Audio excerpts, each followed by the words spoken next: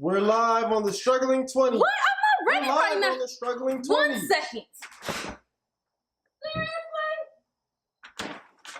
Hi, I'm Candace Bridges, and welcome to the Struggling 20s. This season will feature individuals in their 20s conquering their fashion dreams. As you can see, I'm not fashionable at all anymore, and I wasn't prepared for this live broadcast. But before I get my life together, I would love to introduce our two guests for this episode. The creator of Frisk Me Good Inc. and the creator of Immortal Brand. Oh, and 1 second, I totally forgot.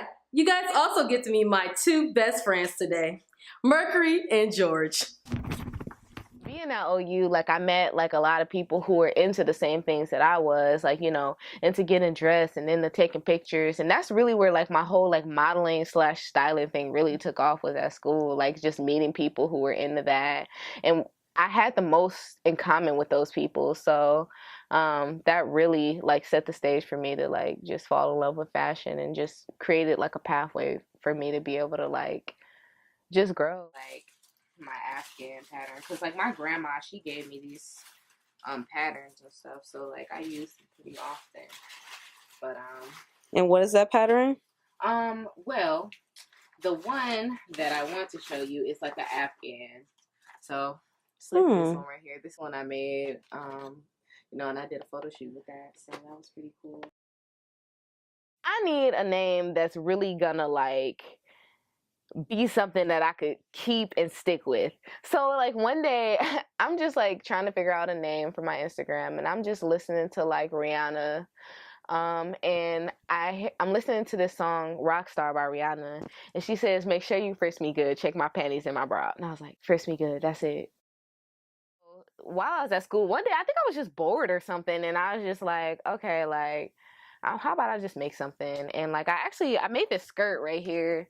Wait, is it right here? I made this skirt, and this is the revamped version because it's not even done still, but I made this skirt. This was the first thing that I made, and I used a pattern. Had no idea how to use a pattern, so that's why there's a button, a random ass button on the back, and I was trying to tighten it or whatever. I didn't know about it's this thing called darts where that's how you fix the waist or whatever. And I had no idea about that stuff. So I was just making stuff, just experimenting. So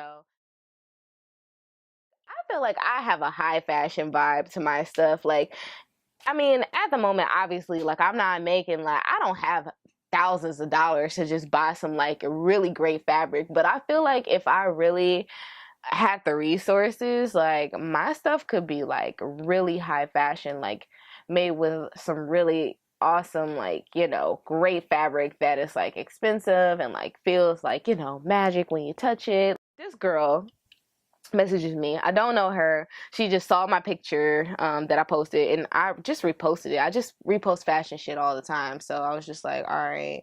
And she DMs me. She was like, oh my god, can you make me one? And I was also making these knit corsets at the time too, and I still make those sometimes, but most of the ones that I have I've sold already. So had a knit corset and the pierced tee. So I'm making it or whatever, and I was telling you before, I procrastinate when it comes to making stuff for other people. I don't know why I do this. It's a very big problem in my life. But I told her I was going to have it done by Tuesday or something. And I was yeah, actually I won't be able to have it done until Friday or whatever I said. She never told me she had a deadline or anything. And from that point on, this girl started dogging me. Every time I was texting her, she's like, you said you would have this at this time. Well, I want it because I need it, blah, blah, blah, just dogging me. I'm like, oh, okay. All right, well, I'm going to finish it tonight then. So I get these eyelets. I just showed you the silver eyelet. The only one, so in Athens, there's no type of nothing. There's one Joann Fabrics, there's one Walmart, there's one Kroger. It's not I can just go and get the supplies that I need from anywhere whenever I want it. I can't do that. So I went to Joann Fabrics, and they only had gold eyelets, and I put them on the shirt for her. and sent her a picture, and she just went off on me. She was like, this is not what you advertised online. This is not what I wanted to pay for. I want my money back right now, like blah, blah, blah. And keep in mind, I already spent the money because obviously I'm a broke college student. I need food. Some like metallic chaps or whatever. And this is just one lane or whatever. But I try to be a perfectionist when I like send people stuff because like, I mean, you're not paying top dollar yet, but like, you know, y'all are paying a lot of money for what y'all want, and like it's really like my top priority to make sure like it's damn near perfect for you.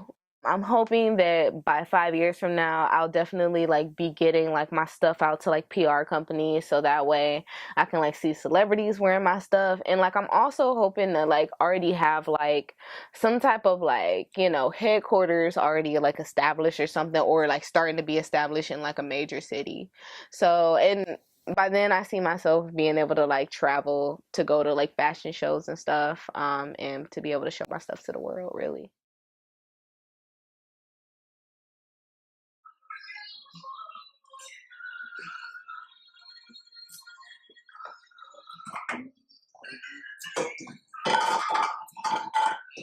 Hey, Brownie. Brownie.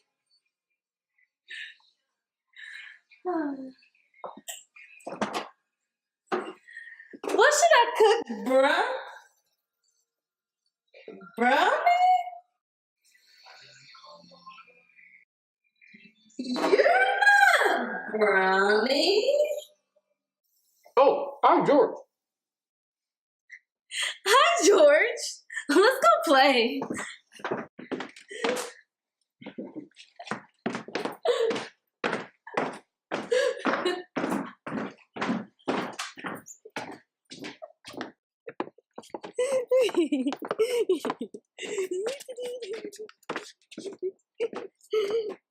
Watch yourself, George.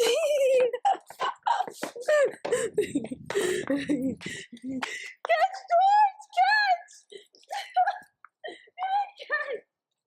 Catch, George, over here!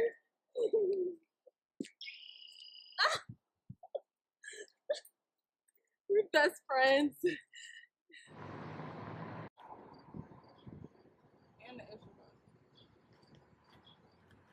My name is Kyra. I go by Kai, and I'm the CEO of Immortal Brand. The logo is like a symbol for the word immortal. So like when you think of immortal, you thinking like you cannot die. So like basically the logo is a man, and he just got like, it looked like he like beat up for real, beat up by life. So it's a symbol of when life beating you up, make sure you know you gotta make sure they don't kill your spirit or nothing like that. So just stick in there if you're chasing dreams, man, you gotta just stay focused and don't let nothing come in between that. The first hats I made, I had the lady, she was known for doing like prom dresses and stuff. So I got in contact with her. I had my patches, I had my hats. I asked her, I'm like, man, can you sew these patches on? Not knowing that when patches on hats, they is like heat pressed on or something like that. I'm like, can you sew these on for me? She's like, yeah, I got you. I came back to her. She freaking glued she glued the patches onto the hats. Like, that was my first creation. I'm like, man, this is ridiculous. But I paid all this money for the hats, all this money for the patches, and then I just paid her. So I'm like, man, I'm about to just put them out there and sell them. Man, I sold them hats within like the first week, and then we took off from there.